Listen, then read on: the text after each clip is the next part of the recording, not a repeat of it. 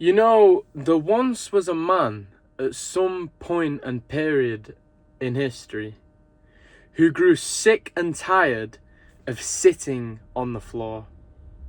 I have done absolutely no research into who this man was or if there's any record of this man available.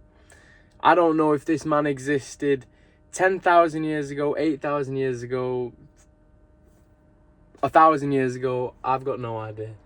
But one thing that I can tell you is that this man has had an impact on your life and my life. And it all started with his own life, and it all started with a problem that he had that he wanted to solve. And this problem that he had, this thing that he was so sick and tired of, was sitting on the floor. He was so sick and tired of sitting on the floor. It was so uncomfortable to just sprawl his legs out in front of him and just sit on the floor, lie on the floor. This man had an image that flashed across his mind, and he thought he would be quite comfortable if he had a place to sit his ass where his legs dangle down and his back hits a nice surface and he's sat there nice and comfortable. This man invented the very first chair. I don't know what this chair looked like. I don't know if it looks like the modern day chair with 4 legs and a back, but he pictured a chair. And he created and crafted that chair. I don't know if it was out of stone. I don't know if it was out of wood. I don't know what he thought in his mind.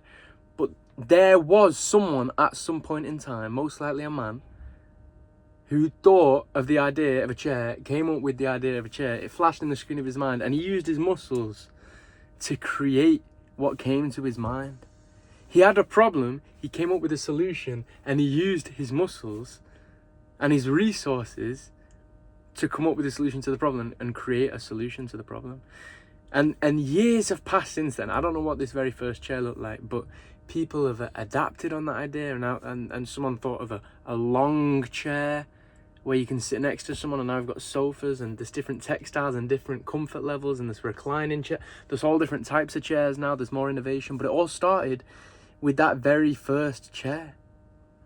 And this, it might sound like a ridiculous analogy. I might be oversimplifying it, but this is the power of the human mind. This is how all things are created. This is how everything changes. This is how things are done. You have an image that flashes in your mind, and you work towards that goal. This man had an image in his mind. He was uncomfortable. He wanted a solution, and he pictured a chair that was going to make him more comfortable. He wanted to sit in it, and he made it. You might have an image in your mind that flashes of your dream body, and it's up to you to work towards it and use your muscles to get there. You might have an image in your mind of a business that you want to run one day. You might have an image of selling a particular item or creating a particular product or being of service to some company in some way, like advertising or something. We all have a dream. We all have something on the screen of our mind, and it's up to us. There's nobody else going to do it for us.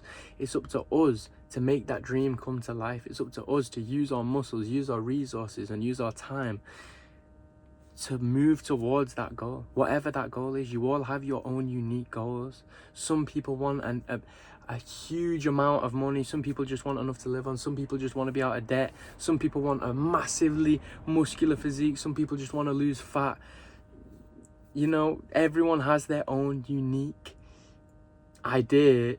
Everyone has their own unique ideal, and it's up to you to strive towards that ideal on a consistent, continuous basis until you've reached your destination. Nobody's going to do it for you, but it's all about following that flashing of the mind. So many people just drown their sorrows with alcohol or chase hedonism and pleasure to escape reality, because it is hard. It is hard to, if you're deep into debt, it's hard to get out. I'm not going to say it's really easy and simplistic. I'm not trying to tell you it's easy. I'm trying to tell you it's necessary.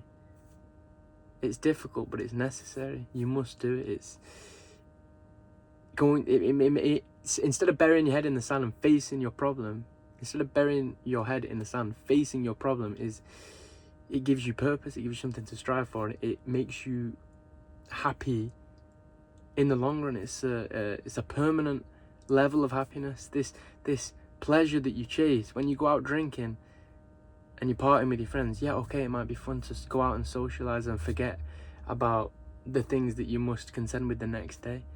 But guess what? It's fun for maybe 2-3 hours, and then you go to bed, you wake up feeling like shit. because you're hungover. You know, you wake up feeling like shit because you know that you had other things to be working on, and now you're further behind still, and it's just a never-ending cycle. Then you drink to make yourself feel better about that fact. I'm talking in generalization here, but this is what I see on a daily basis. Old friends that I've had that I've not spoken to in a long time, that I've cut off, I see them repeating this cycle. Not older people, not my family members, but just older. I see older people doing it as well. It's not even just, I'm in my 20s, it's not just people in their 20s. I see people living their whole lives this way, going nowhere, running in a wheel, gaining no traction. And it's sad to see, because I know that we are all capable of so much.